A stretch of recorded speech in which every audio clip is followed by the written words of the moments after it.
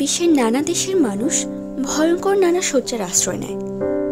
আজকের ফ্রিকি নিউজে তুলে ধরা হলো তেমনই কিছু ছবি। এই ছবিটি ভারতের নাগাল্যান্ডের এক আদিবাসী শিকারীর। এই ছবিটি মার্কিন যুক্তরাষ্ট্রের নেভাডার ডেনিস এভনেরের। এটি আফ্রিকার এক তরুণের ছবি, আর এই ছবিটি ইথিওপিয়ার সাউথ ওমা অঞ্চলের এক তরুণীর। এই ছবিটি আর্জেন্টিনার ভিক্টর পেরাল্টার। তিনি তার দেহের 90% ট্যাটু করেছিলেন। এছাড়া জিহ্বাও 2 ভাগে বিভক্ত করেছিলেন।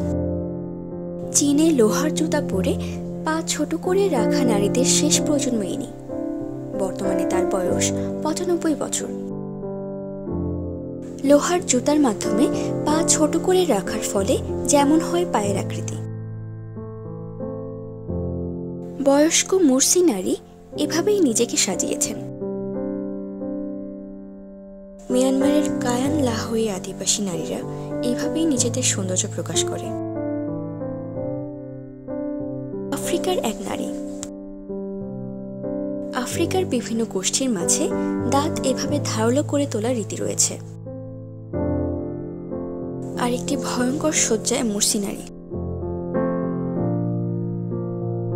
মুরসি নারীদের অদ্ভুত শয্যা।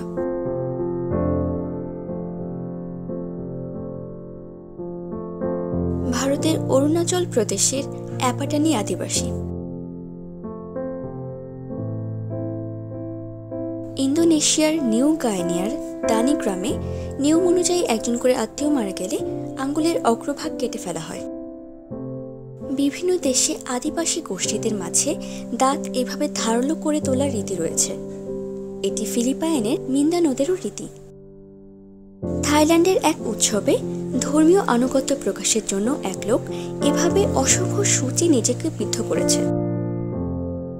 ভারতের কেরালায় এক নারী এভাবেই নিজেকে সাজিয়েছে।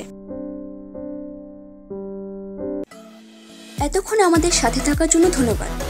ভিডিওটি ভালো লাগলে লাইক, কমেন্ট এবং শেয়ার করুন। আমাদের পরবর্তী পোস্ট পেতে অবশ্যই সাবস্ক্রাইব করতে ভুলবেন না।